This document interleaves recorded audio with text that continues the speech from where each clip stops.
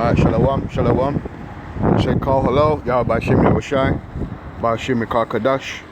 Double honors to the apostles and elders. Great millstone. Salutation to the Akim pushing this word in truth and sanity around the four corners of this wicked earth. Well, the earth is not wicked, but the vibration on the earth is wicked because of that wicked ass demon that's in his last crack of his rulership. The third strike and you're out. We're talking about that man Esau, right? Anyway, this is a lesson about how America and Russia are at the forefront of this nuclear technology. Because if you know about after the Second World War, Russia and America were fighting for the German scientists, known as the wise men of Teman in the Bible. Okay, they're the ones what come up with that record. Well, the Most High really, but the Most High put it in the Germans, the so-called German spirit, to bring forth them rocket technology and nuclear technology and stuff like that.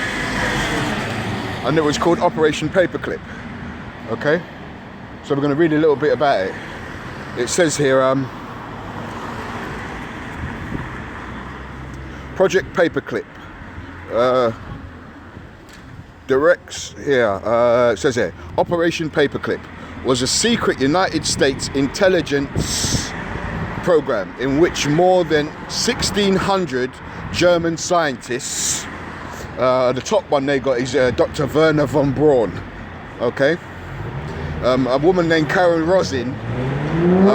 She had above top secret classification. Said that Dr. Werner von Braun told her that in 1978 they had technology where cars could hover, so they didn't need to use fossil fuels. But because Esau's greedy, he's the devil. You know, all he does is covet for cash. What don't belong to him. He's a greedy. He's the only man that goes hunting on a full belly. We know what kind of person he is. Yeah, he's a greedy bastard. And it says here, Operation Paperclip was a secret United States intelligence program in which more than 1,600 German scientists, engineers, and technicians were taken from former Nazi Germany to the US. Okay, that's why the US was. Like I said, that's why today you got Russia with the hypersonic missiles and America with their technology. Is because they took the German scientists from Second World War, after the Second World War. And it says here, engineers, technicians were taken from former Nazi Germany to the US for government employment after the end of World War II in Europe between 1945 and 1956. Okay, so these are the men what was doing all the experiments and brought forth the technology for World War III. Okay, it says here, conducted by the Joint Intelligence Objectives Agency, JIOA. It was largely carried out by special agents of the US Army's Counterintelligence Corps. Yeah, many of these personnel were former members of some were former leaders of the Nazi Party. Wann sprechen Sie Deutsch? Goebbels and them mans, yeah. And it says here, you can click on this. You can go on it, Wikipedia. It's got all the things you can click on. Joint intelligence there, and then the Army's Counter Corps, Nazi Party. I ain't gonna go into all that. I'm just gonna skim the surface. That's just this article, yeah. And it says here, the primary purpose of Operation Paperclip was US military advantage in the Soviet America Cold War and the space race. who's in the race now for this technology? Even though China's lagging in it, but it's mainly USA and the former Soviet Union, Russia, yeah? And it says, in a comparable operation, the Soviet Union relocated more than 2,200 German specialists. See, because America got 1,600, Germany got over 2,000, yeah? A total of more than 6,000 people. So they shared these scientists, the men of teman, yeah? Including family members with Operation I can't pronounce it, that's Russian. Operation Oscovinian. Oh, fuck that. If I was German, if I was Russian, I could tell you that, but you can see it there. During one night in October 22nd, 1946. So the Russians got some of the German scientists and Americans. I knew one of them, Dr. Werner von Braun, like I said. In February 1945, Supreme Headquarters Allied Expeditionary Force set up T-Force, or Special Sections Subdivision, which grew to over 2,000 personnel by June. T-Force examined 5,000 German targets with a high priority on synthetic rubber and oil catalysts. New designs in armored equipment, V2, like V2 rocket, yeah, and weapons. That's why you see their technology, their rocket technology. You can see that the North Korea is struggling with that, but China, they could just about power their planes with their engines, but the rocket technology goes to Russia and America, yeah. Mainly, well, America got the top one, like I said, Dr. Werner von Braun, his name. You can look him up, yeah. He's the father of rocket technology. Okay, it says here, new designs in armored equipment, V2, that was one of the rockets what the Germans used, weapons, jet and rocket propelled aircraft, naval equipment, field radios, secret writings, chemicals, aeromedicine, research gliders, and scientific and industrial personalities.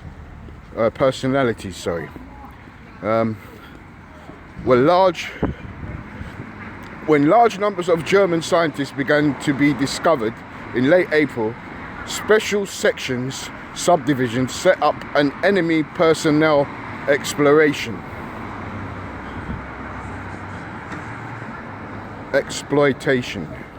section to manage and interrogate them. Enemy personnel exploitation section established a detention center, Dustbin, first in Paris and later in Kransberg Castle outside Frankfurt. The US Joint Chiefs of Staff established the first secret recruitment program called Operation Overcast. And the Lord's got an operation. It's called Operation Esau Going in the Ground, or Operation Esau Turn to Dust. On July 20th, 1945, initially to assess in shortenings the Japanese war and to aid our post-war military research. The term overcast was the name first given to the German scientists.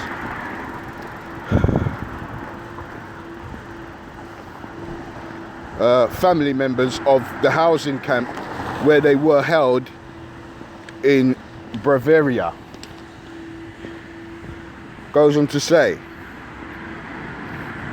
in late summer 1945, In the JCS establishment, the JIOA, a subcommittee of the Joint Intelligence Community to directly oversee Operation Overcast and later Operation Paperclip. The JIOA representatives included the Army's Director of Intelligence, the Chief of Naval Intelligence, the Assistant Chief of Air Staff 2, Air Force Intelligence, and the representatives from the State Department. In November 1945, Operation Overcast was renamed Operation Paperclip by State Department. In November 45, Operation Overcast, Operation Paperclip by Ordnance Corps officers who would attach a paperclip to the folders of those rocket experts whom they wish to employ in America. Okay? Says here, in a secret directive circulated on September the 3rd, 1946, President Truman officially approved Operation Paperclip and expanded it to include 1,000 German scientists under temporary limited military custody. Right, so that's how they got the technology, you see. That's how they're going to blow themselves up. That rocket technology they got it from the so-called the Lord, really, but he put it in the minds of these German scientists, the men of Teman. So see if we can find the men of Teman. Right, so let's get some scripts. Let's see what we got. Let's get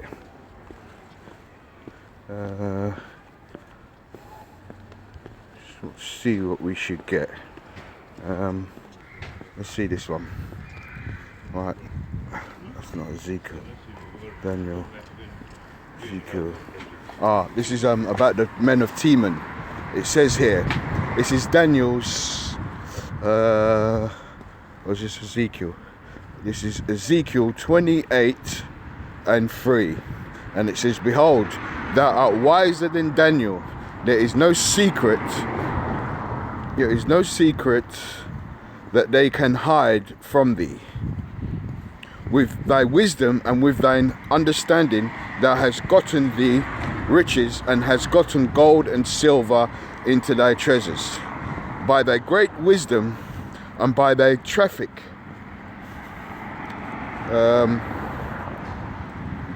hast thou increased thy riches, and thine heart is lifted up because of thy riches.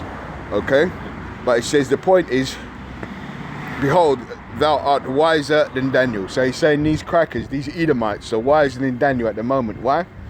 Because of their technology. The Lord has given them the technology to bring them down. You know, like the same way he raised up Pharaoh. The white man is modern day Pharaoh today. Yeah, so the Lord raised him up, gave him the power. This is, like he said, this is his third time to rule. He was the Greeks, the Romans, and this is the rebirth of the Roman Empire, because they went down during the 1400s. Well, really, was it 130 September Severus and them? I can't remember the date, but they went down from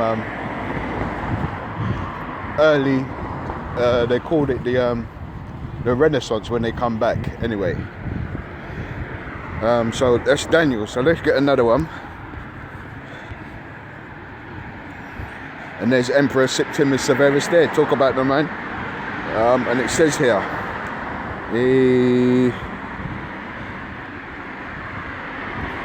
this is what is this? This is Isaiah 49:25, and it says, "But thus saith the Lord, even captives of the mighty shall be taken away, and the prey of the terrible shall be delivered. For I will contend with him that contendeth with thee." So what's he talking about? He's talking about our big brother Esau. He's going to contend. He's going to fight with Esau. Yeah? That's why he said us, men of the Lord, just to preach. Yeah? Preach the Bible and I will do the fighting. What did he say? I'll be an enemy to your enemies. Yeah? And now we're seeing the prophecies come to pass. Yeah? The Lord is fighting for us, even our people don't even realize. Yeah? And it says here, "And I will contend with him that contendeth with thee, and I will save thy children." And it goes on to say, "And I will feed them that oppress you, that oppress thee with their own flesh." What's he talking about? Russia fighting America. Yeah, Esau versus Esau, the Egyptian against the Egyptian. Yeah, and it says, "And I will feed them that oppress thee with their own flesh, and they shall be drunken with their own blood." So that's a white man against a white man, so-called. Yeah, "As with sweet wine, and all flesh shall know that I am, that I, the Lord, am thy Savior and thy Redeemer, the mighty one of Jacob," of Jacob. Yeah. So he's not the God of everyone. He's the mighty one of the Israelites. Jacob's name was turned to Israel when he wrestled the angel. I don't know, was that Genesis or something? Exodus 49, 30 and 10, something like that. Yeah? So let's get another one. Let's see what that says. Yo, I'll tell you what, let's get the destruction, what's going to come from the men of Teman, the nuclear missiles. Yeah? Let's get the missiles. This is Joel 2:1, and it says, "Blow ye the trumpet in Zion, and sound the alarm in my holy mountain." And that's what we do when we prophesy on the streets. We're sounding the alarm, yeah? Telling our people to get straight before you get a missile, yeah? "And sound the alarm in my holy mountain. Let all the inhabitants of the land tremble, for the day of the Lord cometh, for it is nigh at hand." Yeah, so it's round the corner. "A day of darkness and of gloominess, a day of clouds and thick darkness, as of the morning spread upon the mountains, a great people and a strong there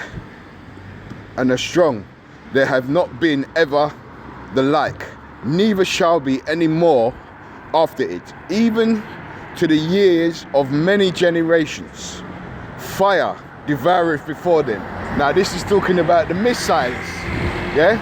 Fire devoureth before them, yeah? When a missile explodes, it's called a warhead, yeah? And that warhead brings forth that fire, what devoureth. Yeah, and Russia's got nuclear weapons, what have got 10 warheads and many warheads. So when they split up, they can devour the land, yeah? With that fire and that destruction. And it says, "A fire devoureth before them, and behind them a flame." That's the projectile. When the booster, when the rocket goes up, it needs that power to elevate it, right? That's the booster, yeah? And it says, "And behind them a flame burneth, and the land as the Garden of Eden before them." This is an analogy. Just imagine, you know, like you go to Australia and you see them lovely forests, but then the fires come and it burns it up, yeah? this is what he's saying. The analogy, this is how when the missiles explode, this is what's going to look like. It's going to look like stubble, you know. And it says, and if the Garden of Eden before them and behind them a desolation, a wilderness, yea, and nothing shall escape them, right? Because nothing can escape. They burn at 1,000,000 degrees. So when they hit ground zero, what it does, boom, hits ground zero. Then you get that wind, what blows everything down, and then the fire, and then the radiation takes care of everything else. Yeah. The appearance of them as the appearance of horses. And what do you judge power by? Horsepower. That's why you get horsepower. And it says, and as horsemen that shall they run. Right? So they're saying the horses are known for their power, so they're going to run, the missiles are going to run with power, they're saying, yeah? And it says, like the noise of chariots on the tops of mountains. Because when you hear them boosters and those rockets, when they lift off and when they're flying, they make a noise. It's like a thunder, yeah? That's what he's saying, yeah? So it sounds like a noise of horses on a mountaintop. On a mountaintop it's high, so it would echo. So it's saying it would be a lot of noise, yeah? And it says, they shall leap like the noise of a flame of fire that devoureth the stubble, as a strong people set in battle array. Because it's an analogy of war. When you go into war, you're in battle array, you put your armor on, yeah? Before the face of the people shall be much pain, all faces shall gather blackness. That's saying that when the people see these missiles coming, when they gather blackness, it means that it's going to be dark. All their aspirations is going to be dark for them. There's going to be no future, basically, yeah? And it says, they shall run like mighty men, the missiles, yeah? They shall climb the walls like the men of war. They shall march everyone to his way. Because the missiles, what they got? They got a point of launch and a point of landing. Yeah? A target. They call it the target. So the Lord said he's going to make sure these things hit their target. And it says,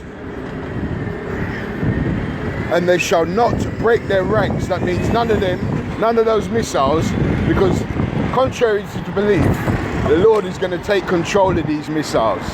Yeah? The Lord's going to take control, because he's been doing that. Flying over, I've done plenty of videos on the so-called UFOs flying over military bases, nuclear bases, and starting up the missiles. The Lord is going to take this. By saying none of them are going to break their ranks. None of them are going to fall from the sky. They're all going to hit the mark, because it's going to have the Spirit of the Lord in them, yeah? And it says, and they shall not break their ranks, neither shall one thrust against another. That means none of these missiles are going to collide with each other, yeah?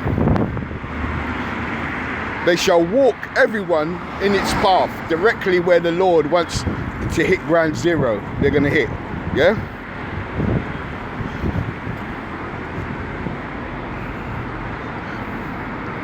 And it says, and when they fall upon the sword, it shall not be wounded. They shall run to and fro in the city, yeah? Because when you hear that alarm, people are going to be running. You got whatever, 10 minutes, 15 minutes to go on the ground, yeah? And it says,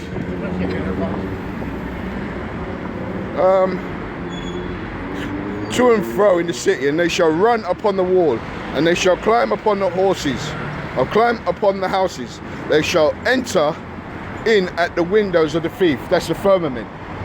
Yeah? So when they go up into the sky, they need to go up and then come down. They go up in the firmament, then the windows is what they call up and high, the firmament. So the missile is going to go up and come down on ground zero, yeah? And it says, they shall run and the houses, and they shall enter in at the windows like a thief, right? Because that means that the people ain't going to be able to stop them, because when a thief comes, the thief don't tell you he's coming at 6:30 to rob you. yeah, you don't know when he's coming. So these missiles, the Lord said he's going to make it like you're not knowing when they're going to explode in your face, you know. And it says, the earth shall quake before them, the heavens shall tremble, right? Because when, like I said, when these bombs hit, remember, we're talking not atomic, we're talking nuclear bombs. They burn at 1,000,000 degrees, so the earth is going to quake, it's going to shake. That's what he's saying. And it says, and the earth shall quake before them, the heavens shall tremble, the sun and the moon shall be dark. Because when the missiles explode, all that dust goes up in the air, it's going to cover the sky, right? And it says, and the stars shall withdraw their shine, because like I said, the nuclear dust is going to cover the sky, so you won't be able to see no stars, no moon. The sky is going to be dark. And it says here, and the Lord shall utter his voice before his army, and his camp is very great. But the point is that the Lord is going to bring those missiles, yeah, on these devils. So let's go to let's get this one, then we get one more and close out. And it says here, this is where shall I start? Desolation. I'll start at 14. This is Zephaniah 1, and I'll start at 14. And it says, the great day of the Lord is near. It is near. Lord, I like the way he doubles up with his language. It says the great day of the Lord is near. It is near, and hasteneth greatly, even the voice of the day of the Lord, and mighty men shall cry bitterly. Right? How are they going to cry? Because of their aspirations. You've got people talking about what I'm going to do in 2029 and all that. No, you're going up in flames, man. When this war kicks off, everybody's going up in flames, my friend. Yeah? And it says, that day is a day of wrath, a day of trouble and distress, a day of wasteness and desolation. Nuclear missiles, all they do is flatten shit, you know. A day of darkness and gloominess, like we read in Joel. Gloomy, it's going to be a gloomy day, no happiness in it. A day of clouds and thick darkness, a day of the trumpet and the alarm against the fenced cities and against the high towers. Fenced cities is what you got, borders, yeah? So the Lord said, I'm going to hit all these fenced cities, yeah, and the high towers. The high towers is like the rulership, you know, like you got the high towers where you got people looking to see if there's any trouble coming. The Lord said, you ain't going to be able to stop this, no matter what kind of watchmen you got. The Lord said he's going to blow them up with these missiles, yeah? And it says, and I will bring distress upon men. We're at the beginnings of distress, Jacob's troubles. But the ultimate is like these men of Teman created by the power of Yahweh Shem Yahushai, these missiles, yeah? And it says, the day of the trumpet, the alarm against the fenced cities and against high towers. And I will bring distress upon men, and they shall walk like blind men, like they ain't going to know what's happening. But why was our society falling apart? Because they have sinned against the Lord. That's why. They don't keep none of the laws in the Bible, these Edomites. What it is, they bring their, they got it in their system, their judicial system, but they don't bring nothing out of it. They show the Bible and then they throw it behind them. Yeah? And it says, because they have sinned against the Lord, and their blood shall be poured out as dust, and their flesh as dung. Neither their silver nor their gold shall be able to deliver them. Because that's what they're going to try and do. They're going to try and buy off a lot of these nations. Yeah? But like I said, the fiat currency, if you ain't giving them no gold or silver, no proper substance, they ain't going to want to know. And even that, the Lord is going to put the spirit on these other nations to just want to burn the bitch. You know what I mean? The whore. United Snakes of America and all their allies. Well, when the United States goes down, all of these other Edomite nations are going to bitch up. They're going to crumble. because they ain't got the big whooping stick America to back them. Yeah, the bully. Yeah, and it says, and their blood shall be poured out as dust, and their flesh as dung. Right? Lots of dead bodies. Yeah. Neither their silver nor their gold shall be able to deliver them in the day of the Lord's wrath. But the whole land shall be devoured by the fire of his jealousy.